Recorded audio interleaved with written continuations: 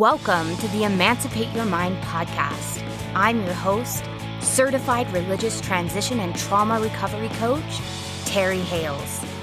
I help people step out of the shadows of religious fear and shame and embrace their authentic selves with love and empathy. If you're ready to throw off the shackles of learned binary thinking and explore a more nuanced approach to life, this is your playground.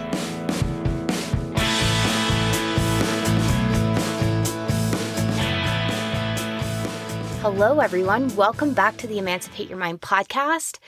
I'm Terry Hales, and today I'm joined again with Kevin Hales. He's a licensed professional counselor. He's my husband, the father of my kids, my over-dinner conversationalist, the person I unravel the cosmos and psychology and religion and all of those things with. And today I'm really excited. We're going to be tackling the topic of conflict when one partner in a relationship leaves the faith. So there were a couple of things that we've been talking about over the past week, and we wanted to bring those to the podcast today. And so I'm excited to see what comes up in our conversation. It's always fun when we converse on the podcast because we have a general idea of where we're headed, but always new things come up. I learn new things, and we just have some great conversations, kind of like everyday real life around here. So welcome to our conversation and welcome to the podcast, Kevin. Thank you. Are you going to threaten to throat punch me again today? I'm not going to threaten to throat punch you again today. Come on. For the record, neither of us have throat punched the other person ever, but it makes me laugh to picture you doing that. We were joking with friends when we were playing board games. We had a couple of friends over for board games this past weekend. Kevin was telling them about how I threatened to throat punch him, or told everyone that I wanted to throat punch him sometimes back in the early days of our marriage. And then for the rest of the night, we joked about how one of us would wake up with a sore throat or with like sore kidneys or something like that. So it's a running joke around here now that I'm this violent person that will like hurt you in your sleep if you get on my wrong side. So no throat punching happening here today. But yeah, so back to the, obviously last time we talked about that negative cycle, that conflict cycle that, we fall into. And we talked about wanting to, I guess, address maybe some of the specifics of what that might look like and how that might play out in a relationship, more, I guess, specific to the audience that we're talking to. A lot of people might be in a mixed faith marriage at this point, or a scenario where there's extra conflict or things to address because, of one's religious beliefs or lack thereof. Yeah. Well, and this happens to whether one of you has left and the other one has stayed, whether one of you is questioning, but you're both technically still in the religion.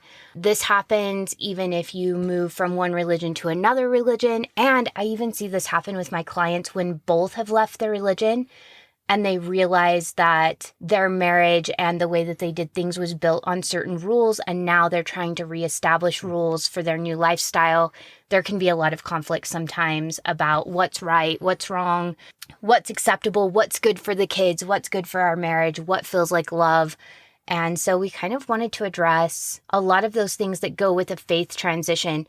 There are some differences if you get together and both of you are different religions in the very beginning. That's part of your marriage contract, is you're Jewish and I'm Christian, or you have already kind of made a contract of how you're going to handle holidays, how you're going to handle religious traditions, raising your kids.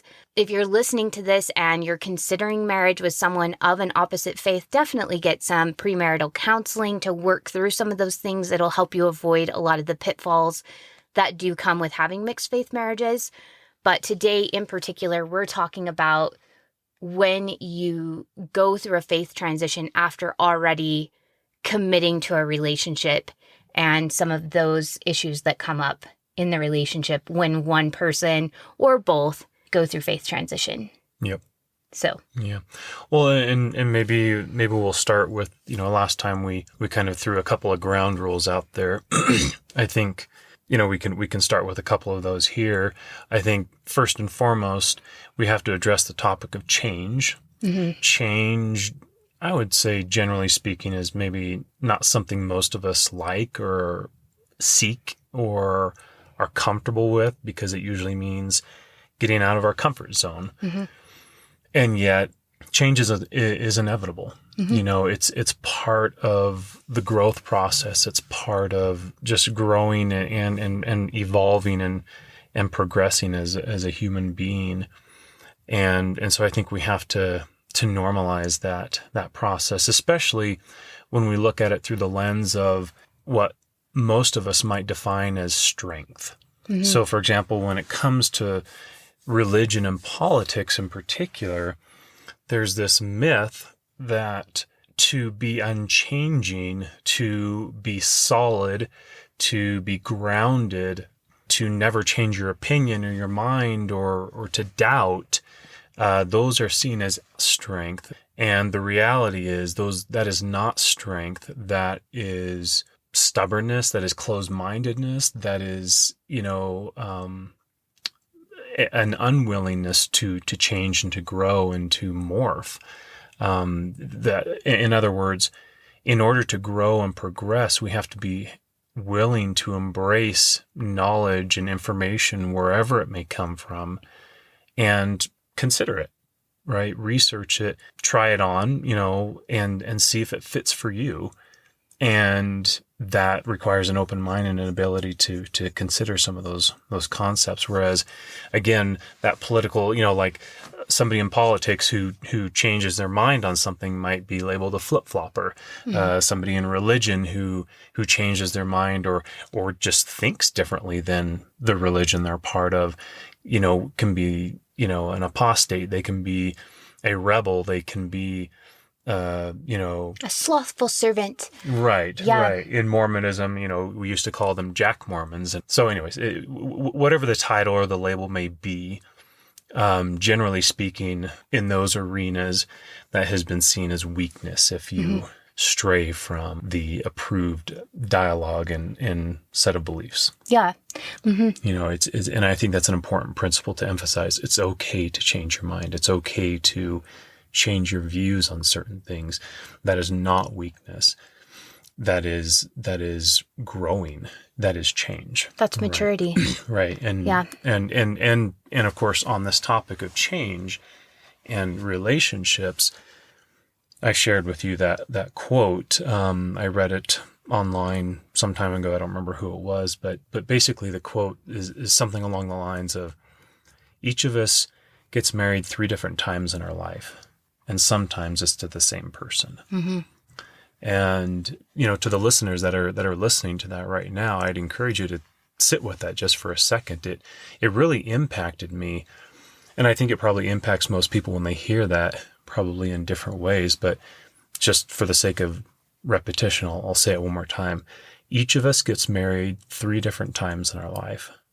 And sometimes it's to the same person. That quote hit me whenever you brought it home, because I've changed significantly from when we got married. Mm-hmm. I am not even close to the same person that I was when I was 20. Yeah, we hit 20 years this past year of marriage.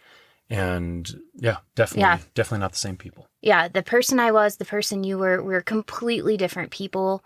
And we've grown together. But it's interesting, because if I were still trying to be that 20-year-old person, I wouldn't be a good fit for who you are now. Mm-mm. And vice versa. And sometimes when people grow and they change, they end up not being a good fit. Mm-hmm. I feel like sometimes they both grow and evolve in like opposite ways. Sure. Because of life circumstances and personality and just how they view things. So it's really, I think that's really freeing, actually, to think about. Mm-hmm. The fact that we're going to evolve and we're going to change. And I think that that's something that if we're expecting in marriage makes it more likely for us to stay together. Mm-hmm. I can't tell you how many couples I've heard that are like, I just want her to never change. Yeah. I've married her and I just want her to stay the same. And it's unrealistic. Or, well, it's usually the opposite with women. I'm marrying him and I want to change all these things. And so, it's so often men that I hear, like, I'm marrying her and I never want her to change. And that's just not how it works. Our bodies change, our view of the world changes. Sometimes our values change, our beliefs change. Sometimes we go through life-altering events that can change even our personalities to a certain extent. And so if we're expecting change, we don't feel robbed, I think, so much whenever people change. We don't feel like we're being betrayed or that it was false advertising. I've heard that before. We're expecting it, and it's easier to roll with it. So I think that's one of the big reasons we're bringing up this idea of change is when we're expecting it, you have a better chance of staying together if that's what you want to do. And if you get to a place where you realize this isn't going to work, I think there's less shame in that. Yeah. Because you understand that we evolve as people, and you guys are completely different people than you were when you got married. Right. Yeah. Yeah. And it's, like you said, I think it takes away some of that shame because you're anticipating and expecting that this is just part of the natural course of life's events and, what comes with it. It's not, like you said, it's not as shocking. It's not as surprising. And you'll sometimes see examples of that, right? I think we probably see that a lot in religious people where we've grown up in a very restrictive environment, some obviously more than others, but we have been told most, if not all of our lives, how to live. This is the quote unquote right way to live, to believe, to think, to speak, to act. And what happens is a lot of us often feel like we've been pretending our whole life, that we've been playing a part or a role. And that's where that term midlife crisis comes from. Yep. Right? Because we reach that roughly midlife point, 30s, 40s, 50s, somewhere in that time frame. And I think we start to realize, crap, my life is roughly halfway over. And I think we sometimes take a step back and go, is this where I want to be? Is this the career I want to be doing? Is this the role I want to be filling? Is this how I want to live the rest of my life? Am I even happy right now? Am I happy in this marriage? Am I happy in this religion? Am I happy doing all of the things that I'm quote unquote supposed to be doing? And that's why you'll see people go through a midlife crisis. You'll see people drastically change sometimes. And you'll see that sometimes. You'll see people go, whoa, I don't even recognize this person anymore. Yep. This isn't who I married, or this isn't the person I knew my whole life. And it can be really, I guess, shocking to people who thought they knew who this person was. But imagine how much shocking it is for the person going through it. Yeah. In some respects, I think that's part of why you see that drastic change, is because that person is trying to maybe rediscover who they are and what they believe and what they want to do with the rest of their life. Absolutely. Well, and I'm so glad that you brought that up. I had a client once that said, I got to that place in my life and thought, is this all there is? And am I willing to just accept that this is all there is? Or am I willing to fight and risk for more? And I love how she went on further to say, in my 20s, it was all about trying to please others. I was trying to get validation. I was trying to get love and acceptance.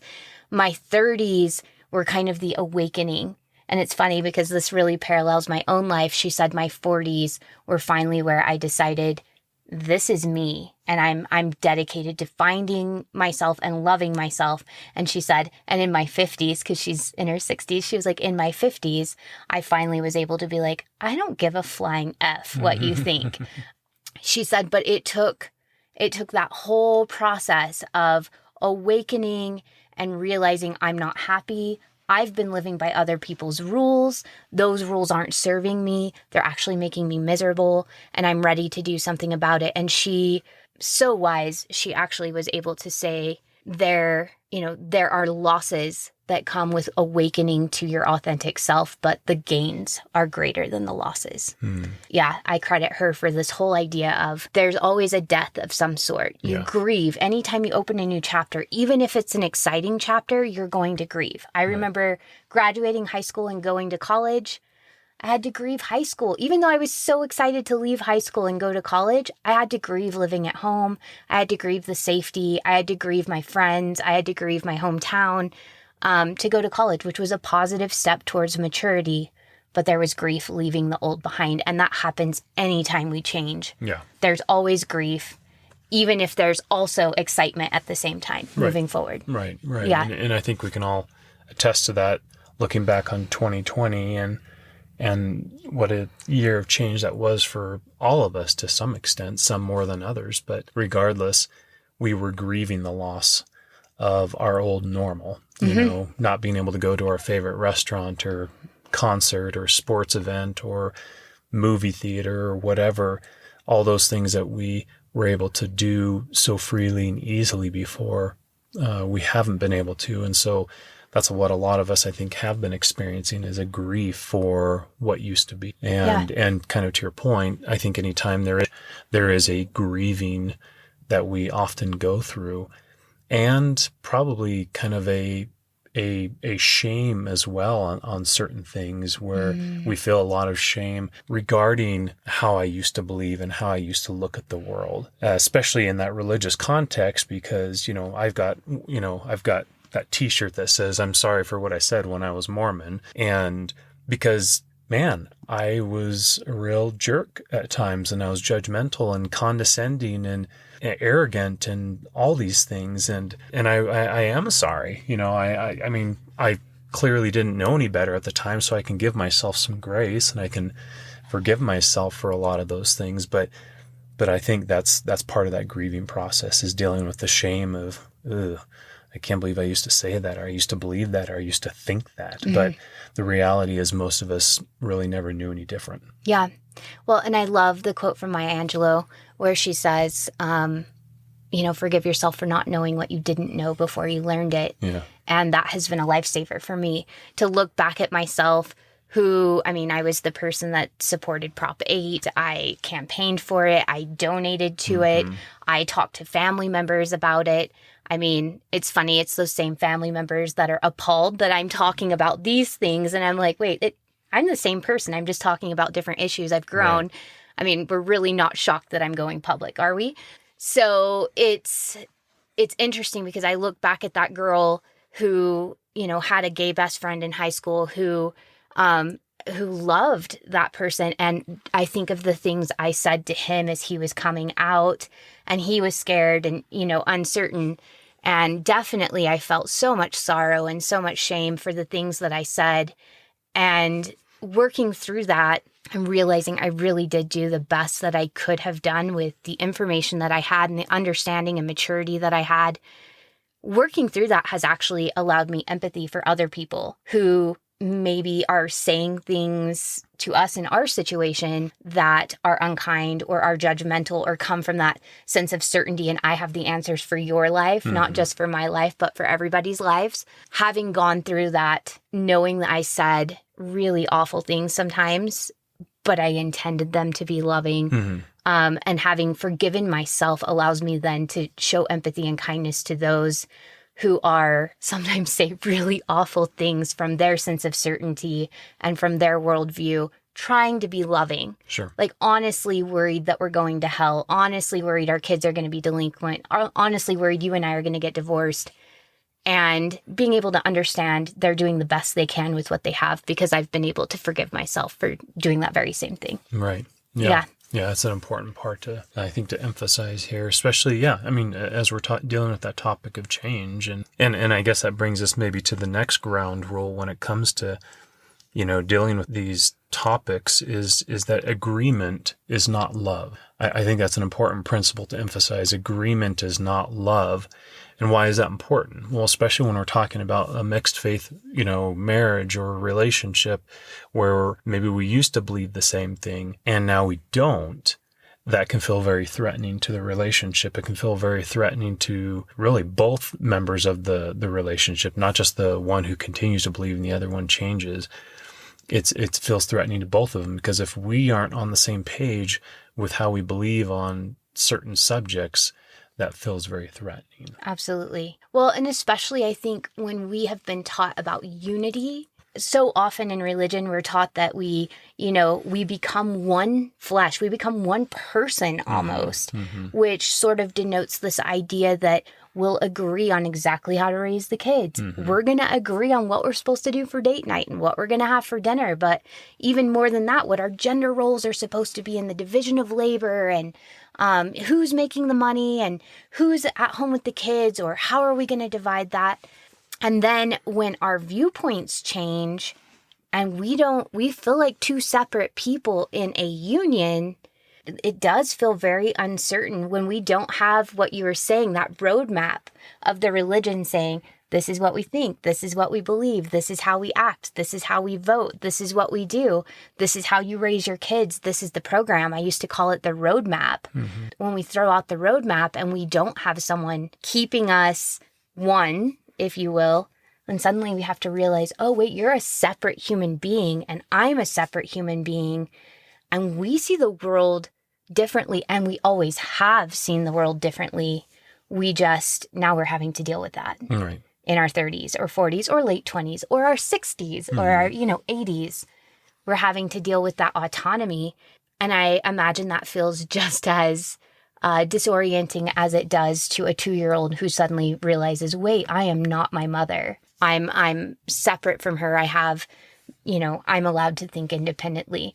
Same for our teenage years. That's why those are so disconcerting, as we start realizing, oh, wait, like I can think independently of my parents. And we go through what I call a second adolescence, I think, whenever when we transition from religion. Yeah. Yeah, it's I guess going back to that feeling that somebody not believing the same way as he or she used to religiously or spiritually can feel threatening. And what I find is that sometimes we are more married to the beliefs rather than the person themselves, which is why it's important to emphasize that agreement is not love, that we can disagree on some pretty fundamental issues and still love each other immensely. Yes, it is easier, I think, to, when we do see the world through the same lens and agree on a number of different issues, it does make it easier to operate on a day-to-day life, but I would not say that that's a requirement for a happy, loving marriage. We can disagree fundamentally on a number of issues, and I think part of what makes that possible is allowing, again, having that open mind and allowing other people to believe whatever they want, and that's okay, right? Recognizing, again, I think that idea that truth is more relative than I think we sometimes want to believe or have been taught. Yeah. Right? That I mean, what's the old song in Mormonism? Choose the right when a choice is placed before you, right? It's just so black and white. There's one right choice that we should always be making, and truth is universal, and truth is this, and that. Yeah. And always binary. Right. And in religion, truth is always binary. Right. It's either true or it's false. It's right or it's wrong. It's good or it's evil. Right. Yeah. And so when we start to look at it through that lens of, well, this is my truth, this is my reality, this is how I believe, and you are welcome to believe whatever you want. And whatever that is, that's fine, or maybe it's not, right? Yeah. And that's one of the things we have to work through, because all of us are going to have deal breakers. All of us are going to have certain lines that we don't want crossed, and we'll have to deal with those. We'll have to address those, especially if we're going through a transition. Absolutely. Yeah. Especially as we start to develop our own values and our own beliefs outside of religion, because that's a necessary part of transitioning is, you've released religion, you've left, and now you have to, as part of building your identity, figure out, what do I value as a person? What do I believe as a person? What are my new life rules? Like, what are my boundaries? What is okay with me and what is not okay with me? And that doesn't mean married partners will always come to the same conclusions. Nope. And so it's a matter of deciding, what are the rule breakers? What are the boundaries? And you get to decide together, what do we do with these? How do we compromise? Do we compromise?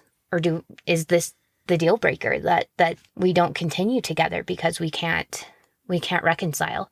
And all of those are valid options. Sure. Yeah. Well, and that, I guess that brings us to the topic of divorce. Yeah. Right.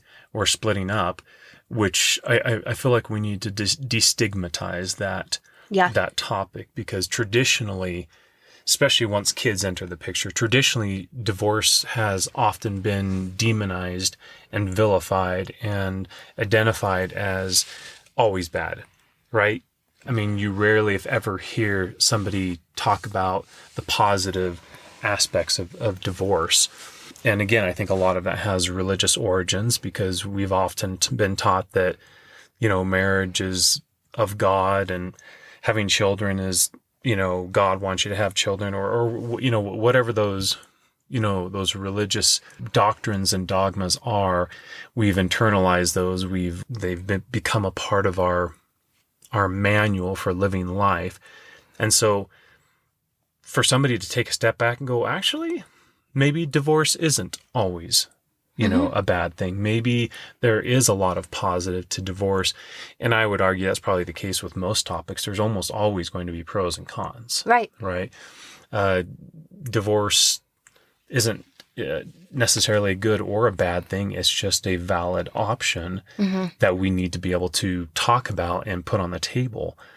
And even if that's not your first choice, even if you don't want to get divorced, we still need to consider it. We still need to acknowledge that it is an option. And part of why I think that's important to emphasize is sometimes, again, going back to that fear, we tend to avoid the things we're scared of. And so if we've been taught our whole life, or we just don't want to get divorced, right? I love this person, and even considering the idea of divorce is just scary and uncomfortable and yucky, guess what? We still need to consider it, because there's this principle. I don't even know what to call it. Maybe someone smarter than me, knows what the terminology for it would be. But there's this principle that what we avoid, what we cover our eyes against, will grow and become more and more powerful in our lives. And I always think of the Harry Potter books, right? I think most people are probably familiar with the Harry Potter storyline. But in the first couple of books and movies, people are afraid to say Voldemort's name, right? He who must not be named is how they refer to him. And in the process of doing that, what they're doing is creating more fear around the topic of him. And, in comes Harry Potter, who's, just saying, yo, you mean Voldemort? And he's just kind of throwing the name out there. And over time, people, become, I think, a little less scared, to talk about him and to ultimately, defeat him. Yeah. And create a plan for conquering this scary thing. And so whatever those fears are in our lives, whatever we're scared of, divorce, someone dying, whatever those fears and worries are, we have to be able to talk about them. We have to be able to bring them out, shine the light on it so that we can identify what it is. And then we can decide what to do with it at that point. And I think divorce falls in a similar category. Absolutely. It's so interesting because during my years of business coaching, one of the things that people would bring up sometimes is, I'm so afraid that I won't make any money, and then we'll be penniless, and then we'll go bankrupt, and then we'll be homeless. And it would just like spiral into all of this fear. And so I would take them to their worst case scenario. I'm like, okay, consider that you become homeless. Like, let's consider that that's what happens. This doesn't work. You can't pay your bills. You go bankrupt. You become homeless. What then? Instead of avoiding it and pretending like we can't even talk about that. That's too scary. I was like, let's go there. You're homeless now. You've lost your home. You've gone bankrupt. What are you going to do? And having a plan and understanding that even if I become homeless, okay, so I'll sleep on my friend's couch. I will work 2 jobs. I'll work fast food if I have to. I'll create what I have to until I find a job that can support me. Just knowing you have a plan, that I'm not going to give up. I'm not going to let myself be one of the people that sleeps in the park for the rest of my life. I might be homeless for a little bit, but this is who I would call. This is what I would do. This is the job I would apply for. These are the things I would do to take care of myself, my kids, my whatever. Suddenly, it's not as scary because you have a plan to get out of that situation. And now you're not driven to that plan because you haven't considered it.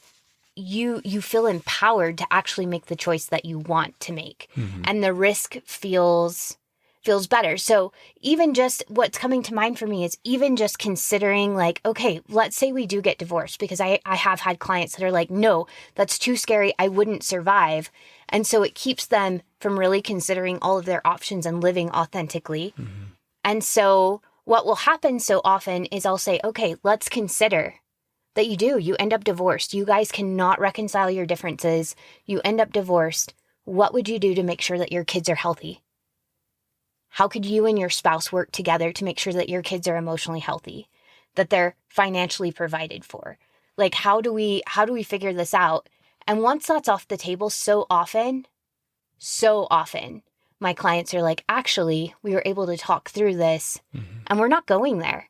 We're going to figure this out. Neither of us wants that. But because they weren't talking about it, it was this huge looming fear between the two of them, and it was keeping them from talking about really important things that could keep them together. Right.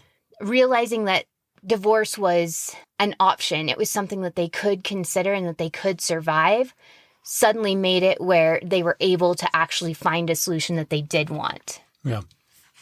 Well, and it reminds me of the cycle that we were looking at last time, and one of the underneath that cycle is that heart, right, where the vulnerable primary emotions are, and notice one of those vulnerable emotions that is hard to talk about is fear, right? Our fears are almost always going to be hard to talk about. It's scary to talk about fear, right? I guess that's the irony. Is that it's hard to talk about those things, and yet that's how we adapt and change over time, right? Especially when we consider the fact that we all get married 3 different times in our life, and sometimes it's to the same person, right? Is that in order to change together, we have to be able to talk about those fears and those worries and those concerns freely to make it less likely for them to happen. Yeah. Otherwise it becomes kind of this self-fulfilling prophecy. Absolutely. Yeah. And I think it's what we resist persists is the saying that you were talking about earlier. Yep. And do you mind if I talk about, like, when we first transitioned out of the church, the scary conversation we had to have about our marriage? Yeah. Well, I mean, it was multiple conversations. Yeah. It wasn't just one, right? But the first one for me was like the very scariest. Like I can remember just the primal fear. Are you cool with me talking about it? Yeah, of course. So I think I talked about this a little bit in episode 1, but I talked about how Mormonism was the bag that carried all of my identity. It was what defined what kind of mother I was, what kind of wife I was, who I selected to marry, where I went to college, what major I chose, what kind of business I worked, how I parented my kids. It defined everything. And I think many of you who are listening to this, you were probably given guidance on who to marry, who to date, who are you looking for. And I mean, in Mormonism, we often talk about a checklist because we're usually like 12 or 13 years old when they have us make this checklist of this like ideal spouse that we want. And you're looking for a person that checks off all the boxes. In Mormonism, it's I'm looking for a worthy priesthood holder. So I'm looking for someone who's active in the church and male, basically. I'm looking for someone who served an honorable mission. So someone who went on a mission for 2 years and came back without getting kicked out or leaving early. I'm looking for someone who would be a good father. I'm looking for someone who would be a good provider, like all of these things. But there's never check boxes for personality or compatibility or any of those things. It's all about belief in the church. It's all about the way that they're serving in the church and how they provide and fit, gender norms. And I remember when we first left, having to sit and have that conversation. It was one of the first pieces of my identity that we picked up. We sat down and I said, would you still want to be married to me? And do I still want to be married to you? In so many ways, our marriage choice felt directed by the church. And we had to sit and honestly consider, is it what we would choose for ourselves now? Now making choices from our authentic self, is this what I want? Is this relationship fulfilling? And for some people, the answer is going to be a resounding yes. Like, I love you. I am happy with you. The thing that scares me the most is losing you. And for other people, the answer that comes up might be, I'm not happy here. We don't feel like a good fit. We haven't felt like a good fit for years. We got married because we wanted to have sex. And once we did that, all the chemistry kind of left. And it's important to have those conversations, as scary as they are, and to really listen to the honest answers, because it's when we're honest with ourselves that we can start to solve the problem. As long as we're lying to ourselves, as long as we have blinders on, we can't get to the heart of the problem. We can't feel confident with our choices. And so often we feel handcuffed still by a church that we've left, or by a belief system that we've left, because we feel like they made us make choices that we don't like in our present life, and we're stuck with them. And the reality is we aren't stuck. We just have to be honest with ourselves and be willing to face that fear and look at those things open-mindedly.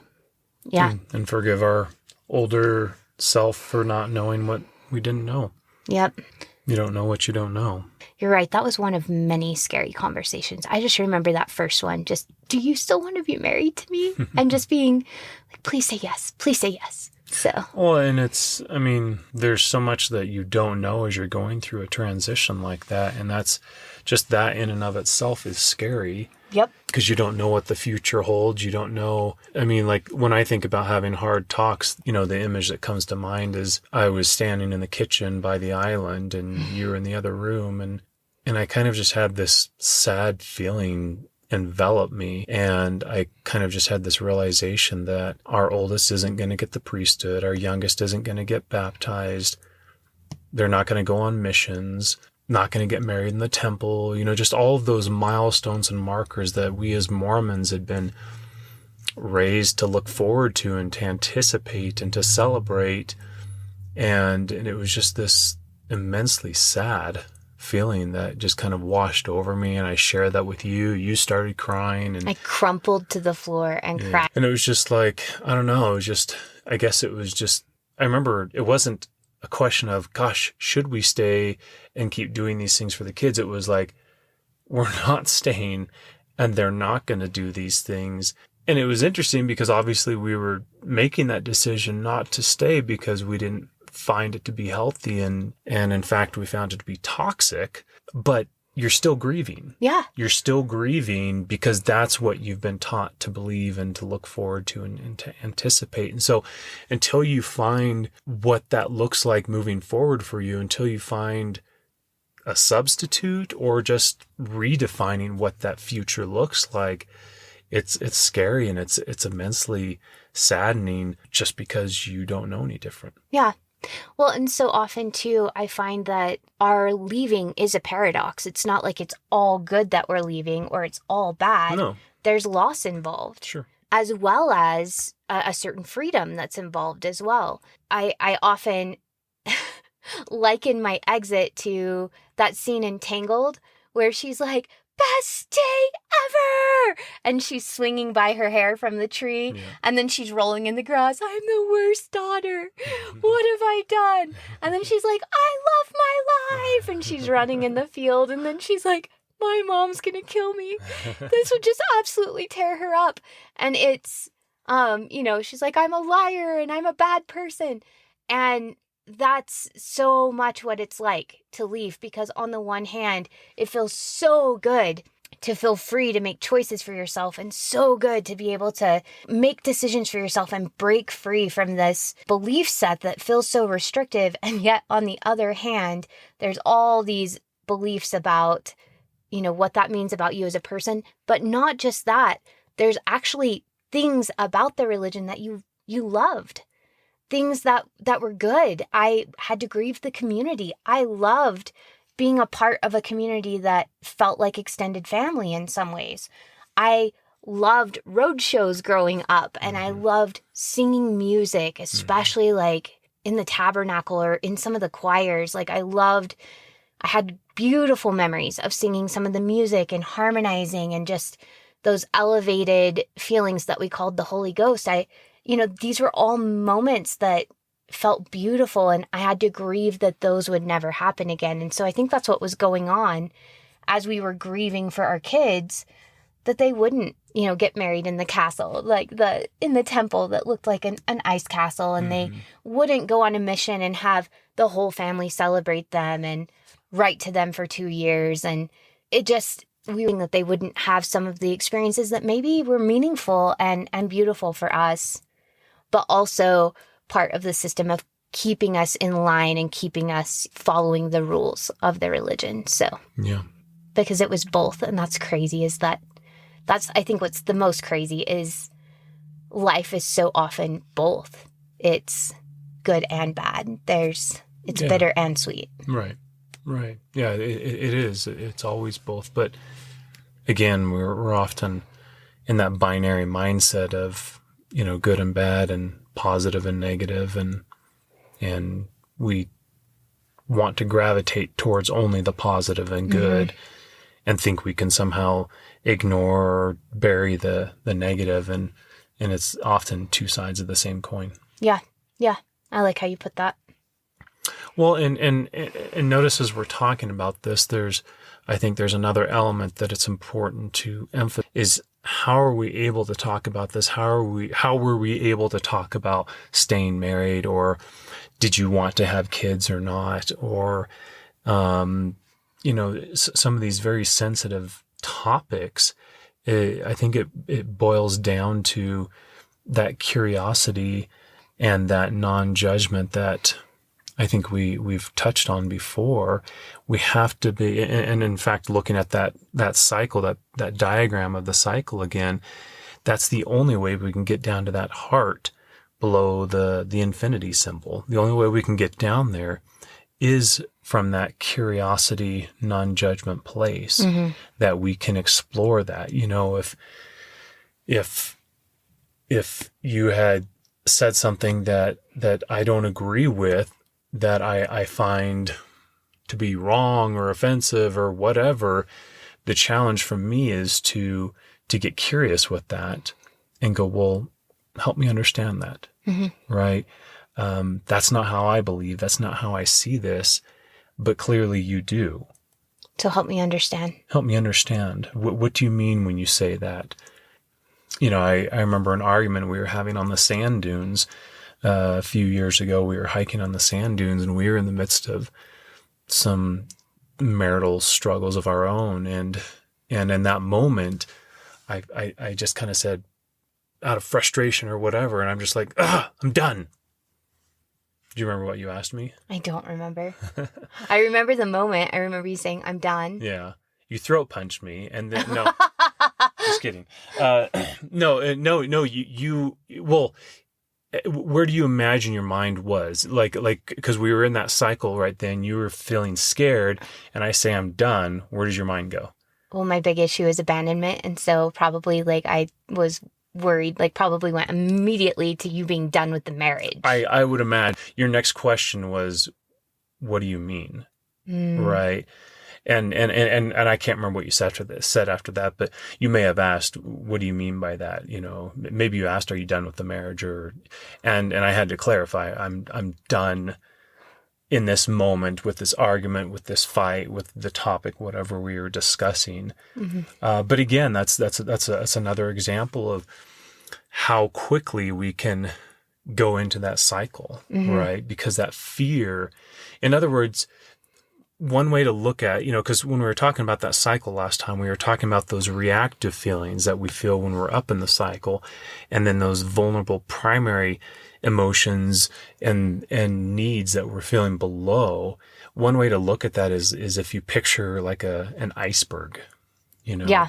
And if you picture an iceberg, sometimes you'll see a small portion of it above the water line, and then you'll see this huge, massive chunk below it. And I think that's always a good visual for how our emotions are organized. The reactive secondary emotions are up there on the top.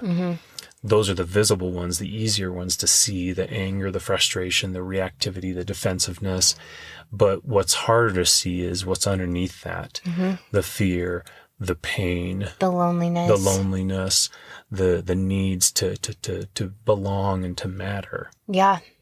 And so when it comes to this topic, particularly with, a mixed faith marriage or a couple who are going through, faith transitional difficulties. These are some of the things that we're probably feeling. Yeah. Right.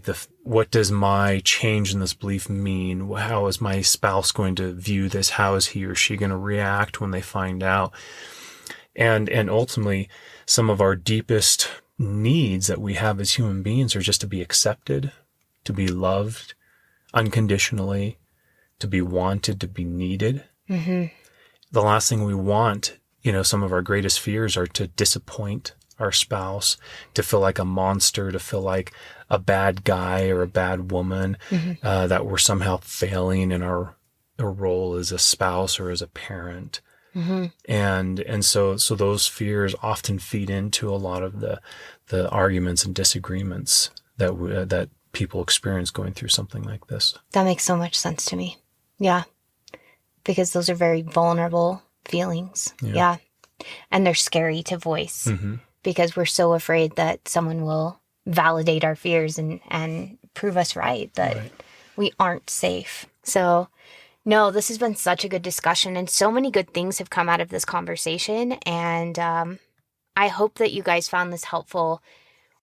If these last 2 episodes that Kevin and I have done have been really helpful, if you've gotten a lot from these conversations and you're wanting more, Kevin and I are really excited to let you know that we are teaming up together to bring you a 2-hour workshop on February 21st, so the Sunday after Valentine's Day, especially if you are in a mixed faith marriage or if you are in a marriage where both of you have transitioned out and you're trying to resolve conflict as far as where do we go from here? How do we create a new family value system?